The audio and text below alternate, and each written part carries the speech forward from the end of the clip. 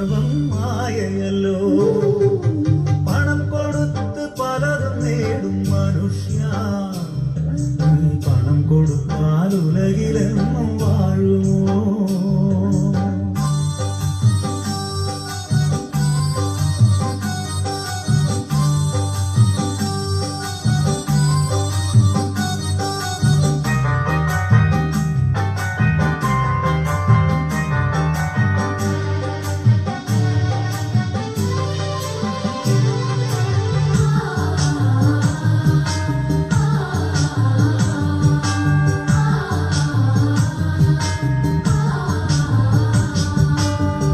കൊടുത്താൽ ആഹാരം വാങ്ങാം, ആ പണം കൊടുത്താൽ ആത്മമന്ന ലഭിക്കുമോ?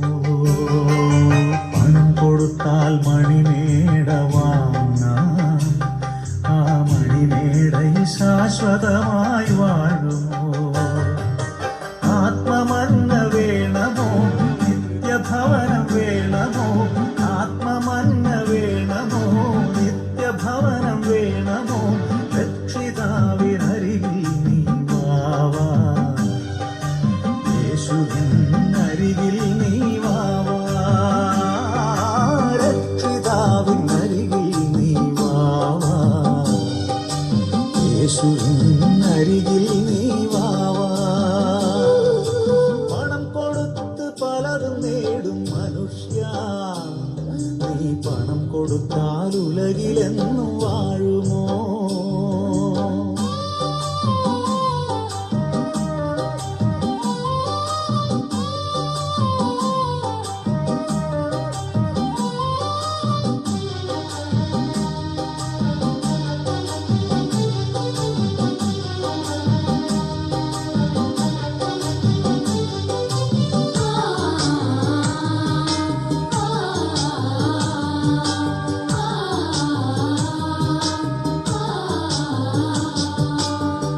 കൊടുത്താൽ പുസ്തകങ്ങൾ വാങ്ങാം, ആ പണം കൊടുത്താൽ ആത്മജ്ഞാനം ലഭിക്കുമോ? പണം കൊടുത്താൽ വൈദ്യന്മാരെ കാണാം, ആ പണം കൊടുത്താൽ നിത്യസൗഖ്യം ലഭിക്കുമോ? ആത്മജ്ഞാനം വേണമോ, നിത്യസൗഖ്യം വേണമോ? ആത്മജ്ഞാനം വേണമോ, നിത്യസൗഖ്യം വേണമോ? രക്ഷിതാവിനരികിൽ നീ വാവാ, യേശുവിനരികിൽ നീ വാവാ, രക്ഷിതാവിനരികിൽ നീ വാവാ, യേശുവിനരികിൽ നീ വാവാ. പണം കൊടുത്ത് പലതും നേടും മനുഷ്യ, നീ പണം കൊടുത്താൽ ഉലകിലെന്നും വാഴുമോ?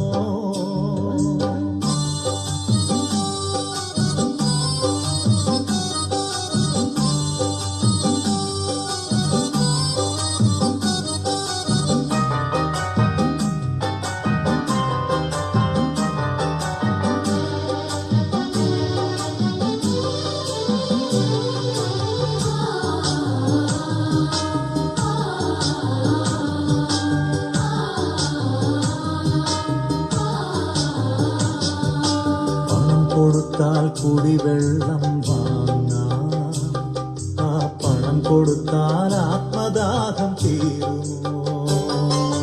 പണം കൊടുത്താൽ വിഗ്രഹങ്ങൾ വാങ്ങാം, ആ പണം കൊടുത്താൽ ദൈവശക്തി ലഭിക്കുമോ?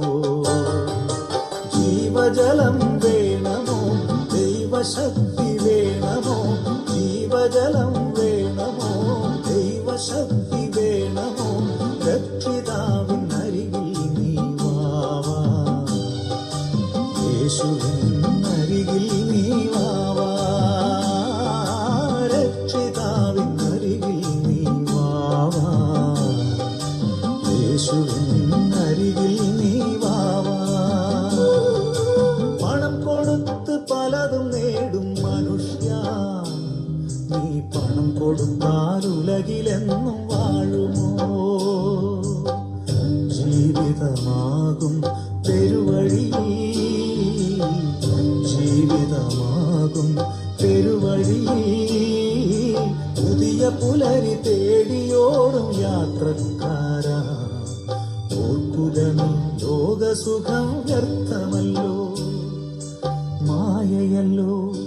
സർവം മായയല്ലോ.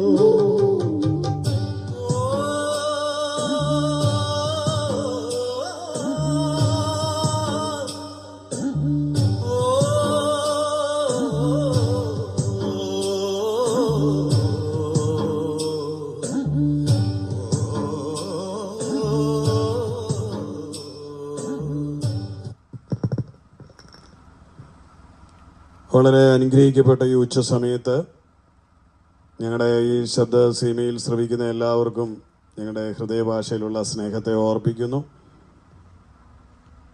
ഇന്ന് ഈ ചൂടുള്ള സമയത്ത് ഇങ്ങനെ വന്ന് ഈ ഒരു സന്ദേശവുമായി ഇവിടെ നിൽക്കുവാൻ കാരണമായിരിക്കുന്നത് നമുക്കറിയാം, കാലഘട്ടം നേരിട്ടുകൊണ്ടിരിക്കുന്ന പ്രതിസന്ധികൾ അറിയാം. ലഹരിയുടെ അതിപ്രസരണം ഒരു സ്ഥലത്തുണ്ട്, അതുപോലെ തന്നെ കലാപങ്ങളും വലിയ ഭീകര അന്തരീക്ഷങ്ങളുമൊക്കെ നമ്മുടെ ചുറ്റുവട്ടങ്ങളിൽ നടന്നുകൊണ്ടിരിക്കുകയാണ്. മനുഷ്യജീവിതത്തിനൊരു ഗ്യാരണ്ടി പറയാൻ കഴിയാത്ത കാലഘട്ടങ്ങളിലാണ്. ഞാൻ ഇവിടെ നിന്ന് പെട്ടെന്ന് ഓർക്കുകയായിരുന്നു, മനുഷ്യൻ രോഗം വരുമ്പോൾ ആശ്രയിക്കുന്നത് ചികിത്സ തേടി പോകുന്ന ചികിത്സാലയങ്ങളിലാണ്, ഹോസ്പിറ്റലുകളിലാണ് നാം ആശ്രയിക്കുന്നത്. ആ ഹോസ്പിറ്റലുകളിൽ നാം സുരക്ഷിതരാണോ എന്ന് ചോദിച്ചാൽ, ഒരു വലിയ രോഗമൊന്നുമില്ലാതെ അങ്ങോട്ട് കടന്നു ചെല്ലുന്ന പ്രിയപ്പെട്ടവർ തിരിച്ച് വരുന്നത് സ്തോത്രം അവരുടെ ദുഃഖവാർത്തയാണ്, മരണവാർത്തയാണ്. തിരിച്ച് അങ്ങോട്ട് പോയയാൾ തിരിച്ച് മോർച്ചറിയിലാകുന്നു, തിരിച്ച് ജഡമായി മടങ്ങി വരുന്ന അനുഭവം. നമുക്ക് എവിടെയും സുരക്ഷിതത്വമില്ലാത്ത ഒരു കാലഘട്ടത്തിലാണ്. ഒരു രോഗത്തിന് നമ്മൾ ആശ്രയിക്കുന്ന ഹോസ്പിറ്റലിൽ നമുക്ക് സുരക്ഷിതത്വം തരും, അവിടെ നല്ല ട്രീറ്റ്മെൻറ്റ് കിട്ടുമെന്നൊക്കെ കണ്ടാണ് നാം അവിടെ ചെല്ലുന്നതെങ്കിലും ചിലപ്പോൾ അവിടുന്ന് തിരിച്ചു വരുന്നത് ഒരു വലിയ ദുഃഖവാർത്തയുമായിട്ടാണ്. അതുപോലെ തന്നെ നമ്മുടെ ഓരോ ദിവസവും നമ്മുടെ പത്രമാധ്യമങ്ങളിലേക്ക് നമ്മൾ കാണുന്ന ചൂടുവാർത്തകളിലേക്ക് നോക്കുമ്പോൾ ദാരുണമായ സംഭവങ്ങളുടെ ഒരു വലിയ നിര തന്നെ നമുക്ക് കാണുവാൻ കഴിയും. ദുഃഖം നിറഞ്ഞ വാർത്തകൾ, ഭയാനകമായ വാർത്തകൾ, നമ്മളെ ആശങ്കാകുലമാക്കുന്ന വാർത്തകൾ. അത് സോഷ്യൽ മീഡിയയിലാകട്ടെ, പത്രങ്ങളിലാകട്ടെ, TV ന്യൂസുകളിലാകട്ടെ, എവിടേക്ക് നോക്കിയാലും മനുഷ്യൻ സുരക്ഷിതനല്ല, മനുഷ്യൻ ഭയരഹിതരായി ജീവിപ്പാൻ കഴിയാത്ത ഒരു കാലഘട്ടത്തിലേക്ക് നാം മാറിയിരിക്കുകയാണ്. അയൽവക്കങ്ങളിൽ നമുക്ക് സുരക്ഷിതത്വമില്ല, അല്ലെങ്കിൽ നാം ആയിരിക്കുന്ന പ്രസ്ഥാനങ്ങളിൽ നമുക്ക് സുരക്ഷിതത്വമില്ല, നമ്മെ ഭരിക്കുന്ന രാഷ്ട്രീയ പാർട്ടികളിൽ നിന്നൊരു സുരക്ഷിതത്വം നമുക്ക് ലഭിക്കുമെന്ന് പ്രതീക്ഷിക്കാൻ കഴിയാത്ത സാഹചര്യത്തിൽ, കാരണം മനുഷ്യൻ മൃഗതുല്യനായി തീർന്നിട്ട് പരസ്പരം സ്നേഹം നഷ്ടപ്പെട്ട് പകയോടെ ഇടപെടുന്ന ഒരു കാലഘട്ടം. അതുപോലെ ഒട്ടും സുരക്ഷിതമല്ല എന്നുള്ളത് ഞാൻ പ്രത്യേകിച്ച് എടുത്തു പറയാതെ നിങ്ങൾക്കറിയാം. കഴിഞ്ഞ ദിവസം ഇന്ത്യയിലേക്ക് ബൈക്ക് റൈഡ് നടത്തിയ വിദേശ വനിതകൾ, ആ വിദേശ വനിതകൾ ഇവിടെ ഒരു ഭാര്യയും ഭർത്താവും അവർ കേരളം ഉൾപ്പെടെ നമ്മുടെ പല സ്റ്റേറ്റുകളും ഇന്ത്യയിൽ സന്ദർശിച്ചു പോകുന്നതിൻ്റെ ഭാഗമായി ജാർഖണ്ഡിൽ കടന്നു ചെന്നപ്പോൾ ആ ദമ്പതികൾ അവിടെ ടെൻ്റടിച്ച് താമസിക്കുമ്പോൾ നിങ്ങളെല്ലാം വാർത്തയിൽ വായിച്ചതാ, ആ സഹോദരിയെ ക്രൂരമായി ബലാത്സംഗം ചെയ്യുകയും 7 ചെറുപ്പക്കാർ ചേർന്ന് ആ പ്രിയപ്പെട്ടവനെ മർദ്ദിച്ച് അവശനാക്കുകയും ചെയ്തു. സുരക്ഷിതത്വം ഇന്ന് എങ്ങുമില്ല എന്ന് ഞാൻ പറഞ്ഞതിൻ്റെ കാര്യമാണ്. വിദേശികളാണ്, ഈ നാട്ടിൽ വരുമ്പോൾ അവരെ മാനിക്കേണ്ടതാണ്, അവർക്ക് സുരക്ഷിതത്വം ഉണ്ടെന്നും കണ്ടാണ് അവരിവിടെ വരുന്നത്. പക്ഷേ അവിടെ സുരക്ഷിതത്വം കാണുവാൻ കഴിയുന്നില്ല. 2.5 വയസ്സുള്ള പിഞ്ചു കുഞ്ഞിനെ ക്രൂരമായി പീഡിപ്പിക്കുന്നത് നമ്മൾ വാർത്താ മാധ്യമത്തിലൂടെ കഴിഞ്ഞ നാളിൽ നാം വായിച്ചു, കേട്ടു. കാമുകനോടൊപ്പം സന്തോഷിക്കുവാൻ പോകാൻ വേണ്ടി നാം നൊന്ത് പ്രസവിച്ച പിഞ്ചു കുഞ്ഞിനെ ഭിത്തിയിൽ അടിച്ച് കൊന്ന സഹോദരിയുടെ കാര്യം നമ്മൾ വായിച്ചു. ഭീകരമായ വാർത്തകൾ നമ്മുടെ ചുറ്റും, സുരക്ഷിതമല്ലാത്തൊരു കാലഘട്ടം, അതിനെപ്പറ്റിയാണ് ഞാൻ ഓർപ്പിച്ചത്. അരിഷ്ടിതാവസ്ഥ നിറഞ്ഞ ഈ ലോകം എങ്ങോട്ട് എന്നുള്ളത് ഒരു വലിയ ചോദ്യചിഹ്നമായിരിക്കുകയാണ്. നമ്മൾ വളരെ ആഗ്രഹത്തോടെ വോട്ട് ചെയ്ത് തിരഞ്ഞെടുത്ത് ഇലക്ഷനിൽ ജയിച്ച് രാഷ്ട്രീയ പാർട്ടികൾ അവർ ഭരണകാര്യങ്ങളിൽ കയറി കഴിയുമ്പോൾ വോട്ട് ചെയ്തവനെയും അല്ലെങ്കിൽ അവൻ ഭരിക്കുന്ന ജനത്തെ നിഷ്ഠൂരമായി ഉപദ്രവിക്കുന്ന, കഴിഞ്ഞ ദിവസം നാം കണ്ടു ഒരു കോളേജിൽ ഒരു ചെറുപ്പക്കാരനെ കൂട്ടം കൂടി തല്ലിക്കൊല്ലുന്ന ഒരനുഭവം നമ്മൾ കണ്ടു. എവിടെ ആരുടെ ഭാഗത്ത് തെറ്റ് എന്നുള്ളതൊന്നും ഞാനിവിടെ ഉയർത്തി കാട്ടാനോ ആരെയും വിമർശിക്കുവാനോ അല്ല പറഞ്ഞത്. മനുഷ്യൻ സുരക്ഷിതനല്ല, ഭയവികലമായ ഒരു ലോകത്താണ് നാം ജീവിക്കുന്നത്. മാതാപിതാക്കൾ എന്ത് പ്രതീക്ഷിച്ചാണ് കുഞ്ഞുങ്ങളെ പഠിക്കാൻ വിടുന്നത്? തിരിച്ചു വരുമെന്ന് പ്രതീക്ഷയുണ്ടോ? കലാലയങ്ങൾ അവർക്ക് മരണചിത ഒരുക്കുമ്പോൾ ഇന്നെ കേൾക്കുന്ന പ്രിയമുള്ളവരെ, സുരക്ഷിതത്വം നമുക്ക് അങ്ങ് അകലെയായി പോയി എന്നുള്ളത് ഉയർത്തിക്കാട്ടുവാൻ ഞാൻ പറഞ്ഞതാ. സ്വന്തം ഭവനത്തിനുള്ളിൽ സുരക്ഷിതമായി വാസിക്കുന്നെങ്കിലും വേണ്ട, പ്രപഞ്ചത്തിലുണ്ടാകുന്ന മാറ്റങ്ങൾ, അതെ, പാൻഡമിക് അറ്റാക്കുകൾ, അതിന്റെ ഭാഗമായി കഴിഞ്ഞ കാലങ്ങളിൽ നാം കണ്ട കോവിഡ്. മനുഷ്യജീവിതം സുരക്ഷിതമാണോ? എത്ര ആരോഗ്യമുള്ളവർ പൊലിഞ്ഞുപോയി, എത്ര സമ്പത്തുള്ളവർ പൊലിഞ്ഞുപോയി, എന്തെല്ലാം കായികമായും കലാപരമായും കഴിവുള്ളവർ ഈ ലോകത്തു നിന്ന് നഷ്ടപ്പെട്ടു. അതെ, ജീവിതം മനുഷ്യന്റെ സുരക്ഷിതമല്ല എന്ന് പറയുവാൻ വേണ്ടിയാണ് ഞാൻ ഈ കാര്യങ്ങളെല്ലാം ഒന്ന് ഉയർത്തിക്കാട്ടത്. സമകാലികമായ പ്രശ്നങ്ങളിലേക്ക് നോക്കുമ്പോൾ അത് വളരെ രൂക്ഷമായ നിലയിൽ മുന്നോട്ട് പോവുകയാണ്. രാഷ്ട്രങ്ങൾ തമ്മിലുള്ള യുദ്ധങ്ങൾ, തീവ്രവാദി ആക്രമണങ്ങൾ, മതങ്ങൾ തമ്മിലുള്ള തല്ലിക്കീറുകൾ, ഇതിന്റെ എല്ലാം പരിണിത ഫലമായി എന്താണ് സംഭവിക്കുന്നത്? മനുഷ്യജീവിതമാണ് പൊലിയുന്നത്. അതെ, അനേക ജീവിതങ്ങൾ, നിരപരാധികൾ കൊന്നൊടുക്കപ്പെടുന്നു, മരിച്ച് മൺമറയുന്നു. അതെ, നമ്മുടെ ഉറ്റവർ നമ്മുടെ കൺമുൻപിൽ നഷ്ടപ്പെട്ടു പോകുന്നു. ഈ കാലഘട്ടത്തിൽ അത് വളരെ ശ്രദ്ധേയമായതും അത് ഊന്നി പറയേണ്ടതുമായ ഒരു കാര്യമായതുകൊണ്ട് ഞാനൊന്ന് ഓർപ്പിച്ചു എന്നുള്ളതേ ഉള്ളൂ. പറഞ്ഞു വന്നതിന്റെ ആശയം ഇത്രയേ ഉള്ളൂ. മനുഷ്യൻ സുരക്ഷിതനല്ല, ഭയരഹിതമായി വസിക്കുവാൻ കഴിയുന്നില്ല. ഇനി എല്ലാം തീർന്നു, ഭയരഹിതമായി വസിക്കാമെന്ന് പറഞ്ഞു കഴിഞ്ഞാൽ മനുഷ്യനെ ആത്യന്തികമായി നേരിടുന്ന ഒരു പ്രശ്നമുണ്ട്. ഏത് പ്രായത്തിലും എപ്പോഴും മരണം അവന്റെ പടിവാതിക്കൽ വന്ന് നിൽക്കുന്നു എന്നുള്ളൊരു വിളി എല്ലാ മനുഷ്യനുമുണ്ട്. എത്ര കോടിക്കണക്കിന് രൂപ അക്കൗണ്ടുകളിൽ ഉണ്ടെങ്കിലും എന്തെല്ലാം ആസ്തി ഉണ്ടെങ്കിലും മരണം വന്ന് വിളിക്കുന്ന സമയത്ത് നിസ്സഹായനായി ഈ ഭൂമി വിട്ടു പോയേ മതിയാവൂ. അതിന് നിന്റെ സമ്പത്തിനോ ആരോഗ്യത്തിനോ ബന്ധങ്ങൾക്കോ ഒന്നും, അല്ലെങ്കിൽ മെഡിക്കൽ സയൻസിനോ ഒന്നും അത് നമ്മെ രക്ഷിക്കുവാൻ കഴിയത്തില്ല. ഞാൻ പറഞ്ഞതിന്റെ ആശയം, മരണത്തെ ഭയക്കാത്ത മനുഷ്യരെവിടെയുണ്ട്? എന്നെ കേൾക്കുന്ന പ്രിയമുള്ളവരെ, സകലരും മരണഭീതിക്ക് അടിമകളാണ്. അപ്പം ഭയരഹിതമായി മനുഷ്യന് ഈ ഭൂമിയിൽ കഴിയാൻ പറ്റാത്ത ഒരു സാഹചര്യത്തിലാണ്. ഇനി ഒരു പ്രശ്നങ്ങളും ഇല്ലെങ്കിലും മരിക്കുമെന്നുള്ളൊരു ഭീതി, മരണത്തെ പറ്റിയുള്ള ഒരു ഭയം എല്ലാ മനുഷ്യനെയും വേട്ടയാടുന്നു എന്നുള്ളത് വാസ്തവമാണ്. അപൂർവം ചിലരൊക്കെ പറയും ഞാൻ മരണത്തെ പേടിക്കുന്നില്ല എന്നൊക്കെ പറയും. എങ്കിലും മരണം മനുഷ്യന്റെ മുൻപിൽ അതെ ഒരു പത്തി വിടർത്തി നിൽക്കുന്ന ഒരു സർപ്പത്തെ പോലെ ഭയാനകമായി അവന്റെ മുൻപിൽ നിൽക്കുന്ന ഒരു പ്രതിസന്ധിയാണ് മരണം. 7 അല്ലെങ്കിൽ 80, 70 അല്ലെങ്കിൽ 80 വർഷക്കാലങ്ങൾക്ക് ശേഷം ഈ ഭൂമി വിട്ട് നാം ഓരോരുത്തരും പോയേ പറ്റൂ. അതിനിടയിൽ ചിലർ യൗവനത്തിൽ പോകുന്നു, മധ്യാഹ്നത്തിൽ പോകുന്നു, രോഗിയായി പോകുന്നു, ആക്സിഡന്റിൽ പോകുന്നു, ആത്മഹത്യ ചെയ്തു പോകുന്നു. ഇങ്ങനെയൊക്കെ മനുഷ്യൻ വേർപെടുന്നു എന്നുള്ളത് വാസ്തവമാണ്. അപ്പം ഇങ്ങനെ ഭയ ആശങ്കകളിൽ നിലനിൽക്കുന്ന മനുഷ്യനെ നോക്കിക്കൊണ്ട് എനിക്ക് വിളിച്ചു പറയുവാൻ കഴിയുന്ന ഒരൊറ്റ വാക്കാണ് ഭയപ്പെടേണ്ട. ഭയപ്പെടേണ്ട എന്നൊരു വാക്ക് പറയുവാൻ എന്താണ് ആധികാരികത എന്ന് ചോദിച്ചാൽ അതിന് ഞാൻ എൻ്റെ വിശ്വാസത്തിന്റെ ആധാരമായിരിക്കുന്ന വിശുദ്ധ സംഹിതയായ ബൈബിളിലെ ഒരു വാക്യം കൂട്ടിച്ചേർത്തുകൊണ്ട് പറയുകയാണ്. ഇപ്രകാരമാണ് ദൂതൻ വിളിച്ചു പറയുന്നത്, യേശുക്രിസ്തുവിന്റെ പിറവിയെങ്കിൽ സർവ്വജനത്തിനും ഉണ്ടാകാനുള്ള മഹാസന്തോഷം, നിങ്ങൾ ഭയപ്പെടേണ്ട എന്നാണ് പറയുന്നത്. എനിക്ക് ഇന്ന് ഉയർത്തിക്കാട്ടുവാനുള്ളതും അതാണ്. ഭയപ്പെടേണ്ട, സർവ്വജനത്തിനും ഉണ്ടാകാനുള്ള മഹാസന്തോഷം.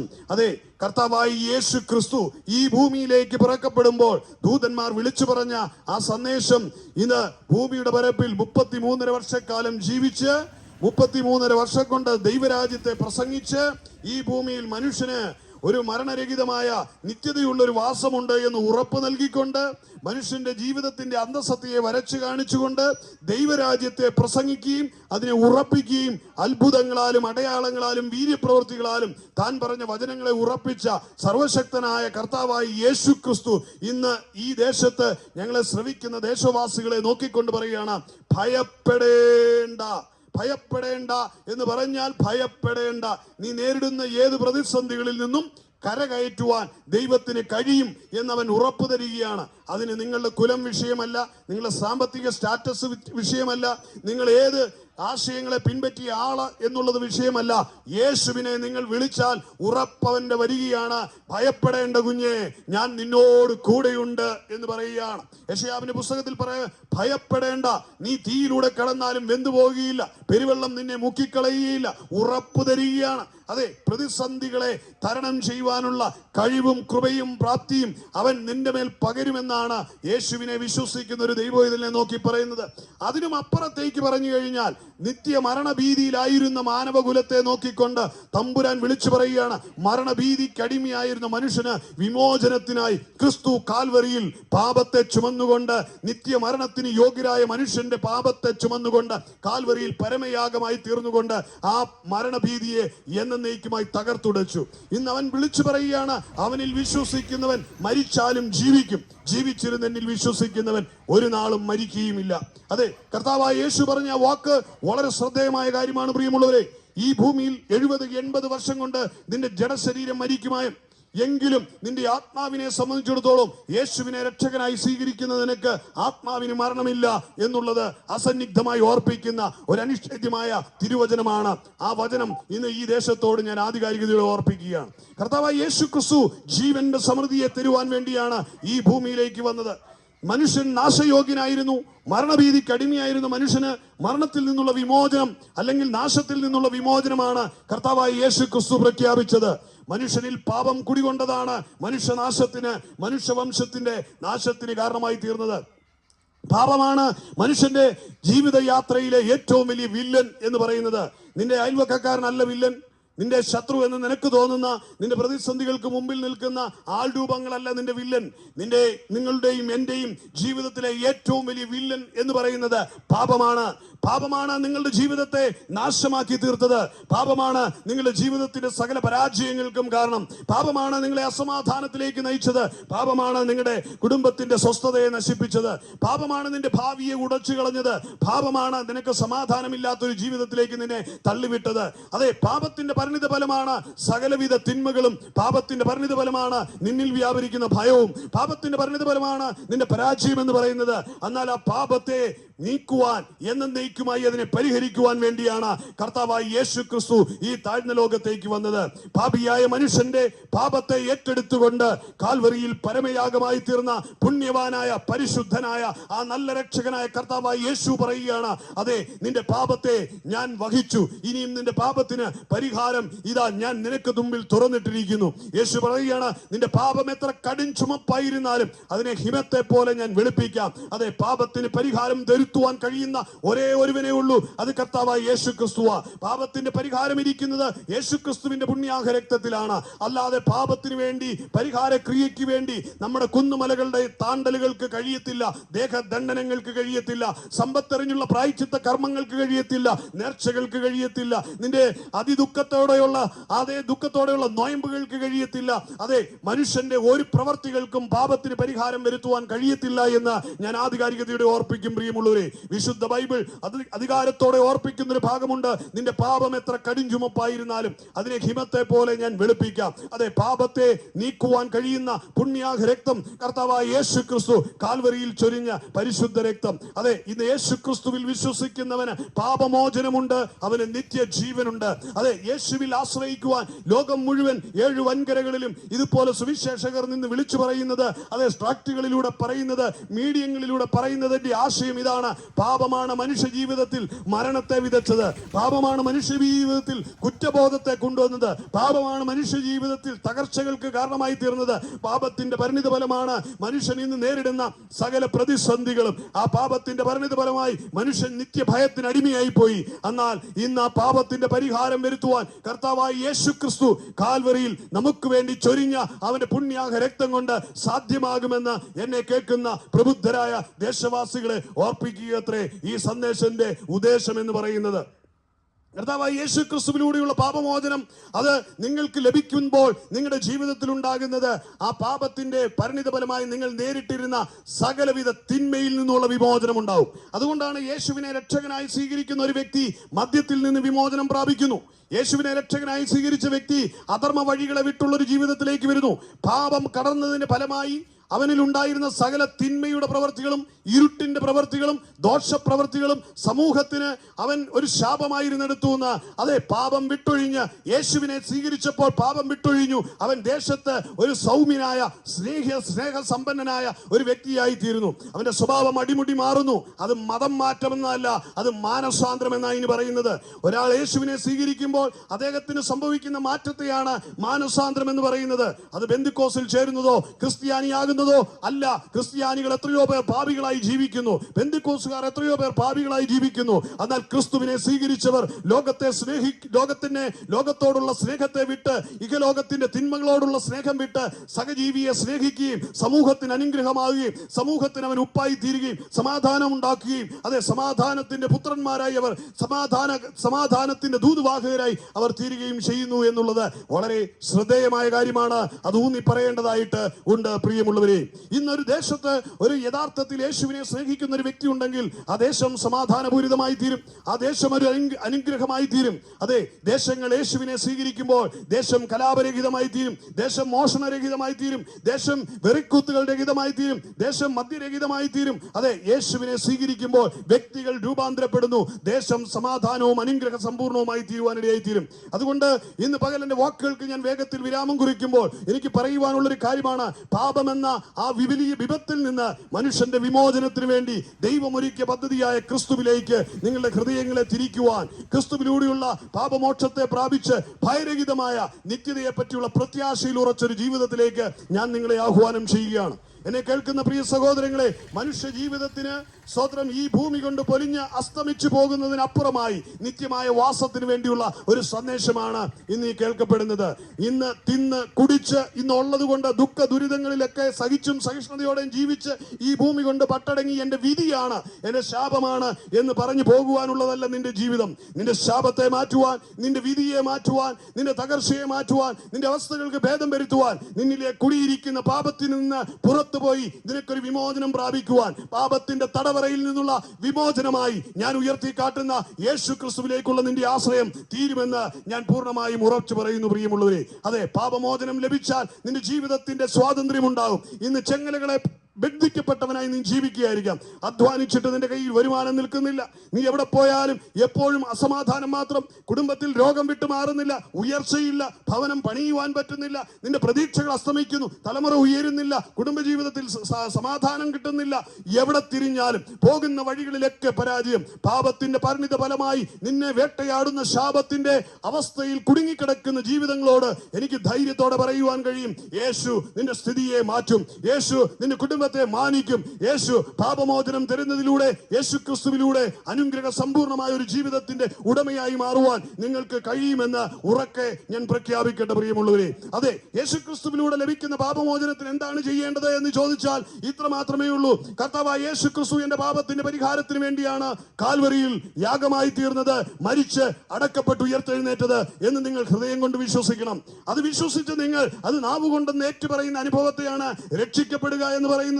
രക്ഷിക്കപ്പെടുക എന്ന് പറയുന്നത് ഒരു കടമ്പ കടക്കുന്നത് പോലെ വലിയ മല്ലടിക്കുന്ന ഒരു പദ്ധതിയല്ല പ്രിയമുള്ളവരെ.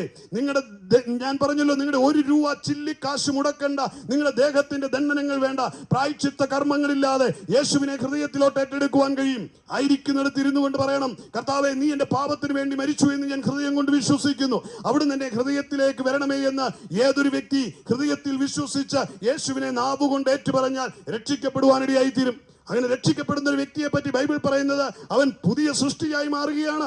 അവൻ പോലും അറിയാതെ പാപ സ്വഭാവം വിട്ടുമാറി സൗമ്യനും ശാന്തനും സ്നേഹസമ്പന്നനും അനുഗ്രഹിക്കപ്പെട്ടവനുമായ ഒരു വ്യക്തിയായി, ഒരു സഹോദരിയായി, സഹോദരനായി, പിതാവായി, കുഞ്ഞായി അവൻ മാറും.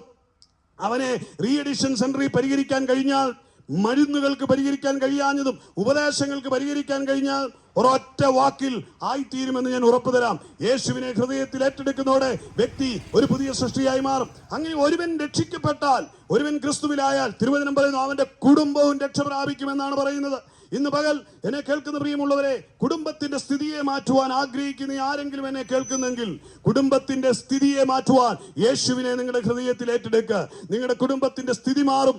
നിന്റെ കുടുംബത്തിലുള്ള എത്ര പ്രതികൂല സന്ധികളും മാറും. ഇനിയും വീട്ടിലെ ലഹരികൾക്ക് അതേ വിരാമമാകും, അസമാധാനങ്ങൾക്ക് വിരാമമാകും, സാമ്പത്തിക തകർച്ചകൾക്ക് വിരാമമാകും. കുടുംബത്തിലെ ഏത് പ്രതിസന്ധിയെ, മനുഷ്യൻ നേരിടുന്ന ഏത് പ്രശ്നത്തെയും പരിഹരിക്കുവാൻ യേശുവിനെ ഹൃദയത്തിൽ ഏറ്റെടുത്ത് പാപമോചനം പ്രാപിച്ച് രക്ഷിക്കപ്പെടുന്ന അനുഭവത്തിലേക്ക് വന്ന ദൈവവൈതൽ എന്ന സ്ഥിതിയിലേക്ക് നിങ്ങൾ ഒരാൾ മാറിയാൽ നിങ്ങളുടെ കുടുംബത്തിന്റെ പശ്ചാത്തലം മാറുമെന്ന് എനിക്ക് ഉറപ്പ് തരാം. ഇന്ന് പകൽ അങ്ങനെ രക്ഷിക്കപ്പെടുന്ന ദൈവമക്കൾക്ക് ദൈവം ഒരുക്കിയിരിക്കുന്ന മനോഹരമായ പദ്ധതി എന്ന് പറയുന്നത് നിത്യതയാണ്, പിതാവായ ദൈവത്തോടുള്ള കൂട്ടായ്മയാണ്. അതെ, തിരുവചനം പറയുന്നു, ദേഹം എന്ന തിരശ്ശീല അവൻ ചീന്തിക്കൊണ്ട് പിതാവായ ദൈവത്തിന്റെ സന്നിധിയിലേക്ക് പാപികളും ദോഷികളുമായ നമുക്ക് പ്രവേശനത്തെ ഒരുക്കി. അവന്റെ രക്തത്തിൽ നമുക്ക് സമാധാനമുണ്ടാക്കി. എന്നേക്കുമായി ശത്രുതയിലായിരുന്ന ദൈവവുമായുള്ള കൂട്ടായ്മയിൽ നിന്ന് അകന്നുപോയ, പാപത്തിൽ പിടിക്കപ്പെട്ടുപോയ മനുഷ്യരാശിക്ക് വേണ്ടി പിതാവായ ദൈവം പുത്രനിലൂടെ ഒരുക്കിയ പദ്ധതിയിലൂടെ നാം വീണ്ടും ദൈവരാജ്യത്തിൽ പ്രവേശിക്കും. ഇന്നെ കേൾക്കുന്ന പ്രിയമുള്ളവരെ, ദൈവരാജ്യത്തിലേക്ക് നാം പ്രവേശിക്കും എന്നതും മാത്രമല്ല, സ്തോത്രം, ഇന്നെ കാണുന്ന പ്രിയമുള്ളവര്, ഈ ഭൂമിയുടെ പരപ്പിൽ ദൈവരാജ്യത്തിന്റെ സാക്ഷികളായി തീർന്ന ഓരോ വ്യക്തികളുടെയും ജീവിതം ഈ ഭൂമിയിൽ മറ്റുള്ളവരുടെ മുമ്പിൽ ഒരു അപഹാസ്യ പാത്രമാകുവാൻ, പരിഹാസപാത്രമാകുവാൻ ഇടയാകത്തില്ല. വിശുദ്ധ ബൈബിൾ പറയുന്നു, അവങ്കിലേക്ക് നോക്കിയവർ പ്രകാശിതരായി, അവരുടെ മുഖമോ ലജ്ജിച്ചു പോയില്ല. അതുകൊണ്ട് ഇന്ന് ഉറപ്പ് തരികയാണ്, യേശു ക്രിസ്തുവിനെ വിളിച്ചപേക്ഷിക്കുന്ന നീ ലജ്ജിതനായി പാർക്കുവാൻ ദൈവം അനുവദിക്കത്തില്ല. നിന്റെ ജീവിത ശൈലിയെ മാറ്റും. അത് തന്നെയുമല്ല, നിത്യലജ്ജയിൽ നിന്നുള്ള വിമോചനവും നിനക്ക് കിട്ടും. കാലം തികഞ്ഞിരിക്കുകയാണ്, ദൈവരാജ്യം സമീപിച്ചിരിക്കുകയാണെന്ന് വിശുദ്ധ ബൈബിൾ വിളിച്ചു പറയുമ്പോൾ, അതെ, കാലത്തിന്റെ തികവെങ്കിൽ എന്റെ കർത്താവായ യേശു ക്രിസ്തു മരിച്ചടക്കപ്പെട്ട് ഉയർത്തെഴുന്നേറ്റ് പോയപ്പോൾ പറഞ്ഞത്, ഞാൻ പോയതുപോലെ വാനമേഘങ്ങളിൽ വേഗം തിരിച്ചു വരും. ഇന്നിനെ കേൾക്കുന്ന പ്രിയമുള്ളവരെ, കർത്താവായ യേശു ക്രിസ്തു വീണ്ടും തന്നെ വിശ്വസിക്കുന്ന വൃതന്മാരെ ചേർക്കുവാനായി അവൻ കടന്നു വരും. അതെ, അന്ന് ക്രിസ്തുവിൽ മരിച്ചവർ ഉയർത്തെഴുന്നേൽക്കും. ഇന്ന് ആ ക്രിസ്തുവിനെ രക്ഷകനായി സ്വീകരിച്ച് വിശുദ്ധ ജീവിതം നയിക്കുന്ന പ്രിയപ്പെട്ടവരെയും ആ കാഹളനാദത്തിങ്കൽ ചേർക്കുവാൻ ഇടയായി തീരുമെന്ന് ഞാൻ ഓർപ്പിക്കട്ടെ. അതുകൊണ്ട് നമുക്ക് പ്രത്യാശ, ഉറപ്പും ധൈര്യവും തരാം. ഭയപ്പെടേണ്ടെന്ന് ഞാൻ പറഞ്ഞതിന്റെ കാര്യം അതാണ്. ക്രിസ്തുവിന്റെ ജനനത്തിൽ പറഞ്ഞ് ഭയപ്പെടേണ്ടെന്ന് പറഞ്ഞത്, നിങ്ങൾക്ക് സുരക്ഷിതമായ നിത്യതയെ ഒരുക്കുവാൻ വേണ്ടി അവൻ ഈ ഭൂമിയിലേക്ക് വന്നത്. ആ പോയതുപോലെ തന്നെ കർത്താവ് വീണ്ടും വരികയും കർത്താവായ യേശുവിൽ വിശ്വസിക്കുന്നവനെ ചേർത്തുകൊള്ളുകയും ചെയ്യും. ആ നിത്യരാജ്യത്തിന്റെ അവശികളായി തീരുവാനും ഈ ഭൂജീവിതം അനുഗ്രഹമാക്കി തീർക്കുവാനും, അതെ, ക്രിസ്തുവിനെ ഹൃദയത്തിൽ ഏറ്റെടുക്കുവാൻ ആഹ്വാനം ചെയ്തുകൊണ്ട് ഞാൻ എൻ്റെ വാക്കുകൾക്ക് വിരാമം കുറിക്കുകയാണ്. പ്രിയമുള്ളവരെ, അതെ, കർത്താവായ യേശു ക്രിസ്തു നിങ്ങളെ സ്നേഹിക്കുന്നു. യേശു ക്രിസ്തുവിൽ വിശ്വസിക്കുവാൻ ഞാൻ നിങ്ങളെ ഹൃദയപൂർവ്വം ബുദ്ധിയെ ഉപദേശിക്കുന്നു. യേശു ക്രിസ്തു പാപങ്ങളുടെ പരിഹാരകൻ. യേശു ക്രിസ്തു രോഗികളെ സൗഖ്യമാക്കുന്നു. യേശു ക്രിസ്തു ഭൂതങ്ങളെ പുറത്താക്കുന്നു. യേശു ക്രിസ്തു ശാപത്തിൽ നിന്ന് മോചനം തരുന്നു. യേശു ക്രിസ്തു മാനസാന്തരം തരുന്നു. യേശു ക്രിസ്തു നിത്യജീവൻ തരുന്നു. യേശു ക്രിസ്തു നിങ്ങളുടെ രക്ഷകനും കർത്താവുമായി അന്ത്യത്തോളം നിങ്ങളെ പരിപാലിക്കാമൻ വിശ്വസ്തനുമാണെന്ന് ഓർപ്പിച്ചുകൊള്ളട്ടെ. അതെ, ആ യേശുവിനെ ഹൃദയത്തിൽ ഏറ്റെടുത്തുകൊണ്ട് നിത്യജീവനെ പ്രാപിക്കുവാൻ ഈ ഭൂമിയിൽ ഒരു ജയകരമായ ജീവിതത്തിനും ആഹ്വാനം ചെയ്തുകൊണ്ട് എന്റെ വാക്കുകൾക്ക് വിരാമം കുറിച്ച് ദേശത്തെ ഞങ്ങൾ അനുഗ്രഹിച്ച് പ്രാർത്ഥിക്കുവാൻ ആഗ്രഹിക്കുക. നിങ്ങൾ ഏതെങ്കിലും ഭാരത്തിലൊക്കെ ആയിരിക്കുന്നിടത്തിരുന്ന് ഹൃദയം തുറന്നുകൊണ്ട്, കർത്താവ് എൻ്റെ ഉള്ളിലേക്കൊന്ന് വരണമേ എന്ന് പറഞ്ഞ് യേശുവോട് പ്രാർത്ഥിക്കാം. നിങ്ങൾ ഏത് മതത്തിലാണെന്നോ ഏത് വിഭാഗത്തിലാണെന്നോ ഒന്നും കർത്താവിനില്ല. കർത്താവിനെ ഏത് സമയത്തും കയറാം, ചെരുപ്പിട്ടുകൊണ്ടും കയറാം, മുണ്ടുടുത്തും കയറാം. നീ ഏത് വേഷവിധാനം, ചെളിക്കുണ്ടിലാണ് നിൽക്കുന്നതെങ്കിലും, ഏതവസ്ഥയിലാണേലും, ഏത് പാപത്തിന് കുഴഞ്ഞു ചേറ്റിലാണേലും ധൈര്യത്തോടെ അവൻ്റെ അരികിലേക്ക് കടന്നു ചെല്ലാം. ഇന്ന് ആ യേശുവിനോട് ഹൃദയം തുറന്നു പറ. നിന്റെ ചങ്ക് പൊട്ടുന്ന, ഹൃദയം നീറുന്ന നിന്റെ വേദനകൾക്ക് അവൻ പരിഹാരം തരും. നിന്റെ കണ്ണുനീരുകളെ അവൻ തുടയ്ക്കും. ആ യേശുവിനെ ഇന്ന് ഹൃദയത്തിൽ ഏറ്റെടുക്കുക. ഞങ്ങൾ ഒരുമിച്ച് നിങ്ങൾക്കായി പ്രാർത്ഥിക്കാം. എൻ്റെ സഹയാത്രികൻ നിങ്ങൾക്കായി പ്രാർത്ഥിക്കും. സ്തോത്രം. ആയിരിക്കുന്നിടത്ത് നിങ്ങൾ ആഗ്രഹിക്കുന്നുവെങ്കിൽ കടന്നു വന്ന് പ്രാർത്ഥിക്കുവാനും ഞങ്ങൾ ഒരുക്കമാണെന്ന് ഓർപ്പിച്ചുകൊള്ളട്ടെ. സമയം ഞങ്ങളെ ശ്രമിച്ചുകൊണ്ടിരിക്കുന്ന തലപ്പാടി ദേശനിവാസികളെ, എൻ്റെ സഹയാത്രികൻ ഇന്ന് സംസാരിച്ച മാറ്റമില്ലാത്ത ദൈവിക ആലോചനകൾ നിങ്ങൾ കേൾക്കുവാനിടയായിത്തീർന്നു. നിങ്ങൾക്ക് വേണ്ടി ഞങ്ങൾ ഒരു വാക്ക് പ്രാർത്ഥിക്കാൻ ആഗ്രഹിക്കുകയാണ്. നിങ്ങളെ ഇരിക്കുന്ന സ്ഥലത്തെ, കർത്താവ്, ഞാനൊരു ഭാവിയാണ്, എനിക്കൊരു മാനസാന്തരം തരണമേ എന്ന് നിങ്ങൾ ഹൃദയം കൊണ്ട് വിശ്വസിക്കുകയും വായു കൊണ്ട് ഏറ്റു പറയുകയും ചെയ്താൽ നിങ്ങൾ രക്ഷിക്കപ്പെടുന്ന മാറ്റമില്ലാത്ത വചനപ്രകാരം നിങ്ങളൊരു വാക്ക് പറയും, കർത്താവേ, എൻ്റെ ജീവിതത്തിൽ എനിക്ക് സമാധാനമില്ല, അല്ല ഞാനൊരു മദ്യപാനയാണ്, എന്നെ വിടുവിക്കുവാൻ ആരുമില്ല, ഞാനൊരു മാറാത്ത രോഗിയാണ്, എനിക്ക് സൗഖ്യം വേണം എന്ന് നിങ്ങൾ ഹൃദയം കൊണ്ട് വിശ്വസിക്കുന്നെങ്കിൽ ഇപ്പോൾ തന്നെ ഞങ്ങൾ നിങ്ങൾക്ക് വേണ്ടി ഒരു വാക്ക് പ്രാർത്ഥിക്കുകയാണ്. അല്ല, നിങ്ങളുടെ അടുത്ത് വന്ന് ഞങ്ങൾ പ്രാർത്ഥിക്കണം താല്പര്യമുണ്ടെങ്കിൽ ഞങ്ങൾ അടുത്ത് വന്ന് പ്രാർത്ഥിക്കാം. കർത്താവേ, ഞങ്ങൾ നിങ്ങൾക്ക് വേണ്ടി പ്രാർത്ഥിക്കുന്നു. മഹാപരിശുദ്ധനും നിത്യനുമായ ദൈവമേ, സ്വർഗ്ഗത്തിലെ പിതാവേ, ഈ നല്ല പകൽക്കാലത്തിനായി സ്തോത്രം. കർത്താവേ, തലപ്പാടി ദേശത്തേക്കുള്ള ദാസന്മാർ ഒരുമിച്ച്, ഞങ്ങൾ ഒരുമിച്ച് ഈ ദേശത്ത് കടന്നു വരുവാനും ഇവിടെ മറ്റുമില്ലാത്തവൻ സംസാരിപ്പാൻ ഇടയായി തീർന്നു. കർത്താവേ, അവിടുത്തെ മറ്റുമില്ലാത്ത സുവിശേഷം കേട്ട ജനത്തെ ഞങ്ങൾ അനുഗ്രഹിച്ച് പ്രാർത്ഥിക്കുന്നു. ഇന്ന് കർത്താവ്, ഞങ്ങൾ ഈ മൈക്കിൻ്റെ പരിധിയിൽ കേൾക്കുന്ന ആരെങ്കിലും ഒരു രോഗിയായിട്ടുണ്ടെങ്കിൽ, ഒരു മദ്യപാനിയായിട്ടെങ്കിൽ, കടഭാരങ്ങളായിരിക്കുന്നെങ്കിൽ, ഒരു പക്ഷേ ആത്മഹത്യക്ക് പ്രേരണയായി ആരെങ്കിലും ബുദ്ധിമുട്ടായിരിക്കുന്നെങ്കിൽ, കർത്താവ്, അവർക്ക് വേണ്ടി ഞങ്ങൾ പ്രാർത്ഥിക്കുന്നു. കർത്താവ്, ഇവർക്ക് ആശ്വാസം കൊടുക്കണമേ. ഇറങ്ങി വന്ന് അവർക്ക് സൗഖ്യം കൊടുക്കണമേ. അവരെ മദ്യപാനിൽ നിന്ന് വിടുവിക്കണമേ. അവരുടെ കടഭാരങ്ങളിൽ നിന്ന് വിടുവിക്കണമേ. ഏത് വിഷയത്തിൽ അവർ ഭാരപ്പെടുന്നോ അവർക്ക് വേണ്ടി ദൈവം ഞങ്ങൾ ഒരുമിച്ച് പ്രാർത്ഥിക്കുകയാണ്. ദൈവം അത്ഭുതം പ്രവർത്തിക്കണം, വിടുവിക്കണമേ എന്ന് പ്രാർത്ഥിക്കുന്നു. അവിടുത്തെ മക്കളായി തീരുവാൻ, അവിടുത്തെ പ്രിയ മക്കളായി തീരുവാൻ ഓരോരുത്തരെയും കർത്താവ് സഹായിക്കണമേ എന്ന് ഞങ്ങൾ അവിടുത്തോട് പ്രാർത്ഥിക്കുന്നു. ഈ തലപ്പാടി ദേശം ഞങ്ങൾ പിതാവിൻ്റെ പുത്രൻ്റെ പരിശുദ്ധ നാമത്തെ അനുഗ്രഹിച്ച് പ്രാർത്ഥിക്കുന്നു. ഈ ദേശം ഒരു കുടുംബങ്ങളും അനുഗ്രഹിക്കണമേ. എല്ലാവരും എനിക്ക് കർത്താവ് ദേശ ബിസിനസ് നടത്തുന്നവരൊക്കെ ഞങ്ങൾ അനുഗ്രഹിച്ച് പ്രാർത്ഥിക്കുന്നു. ദേശം അനുഗ്രഹിക്കപ്പെടണമെന്ന് അവിടുത്തോട് പ്രാർത്ഥിക്കുന്നു. പ്രാർത്ഥന കേട്ട സ്തോത്രം യേശുവിൻ്റെ നാമത്തിൽ തന്നെ. ആമേൻ, ആമേൻ.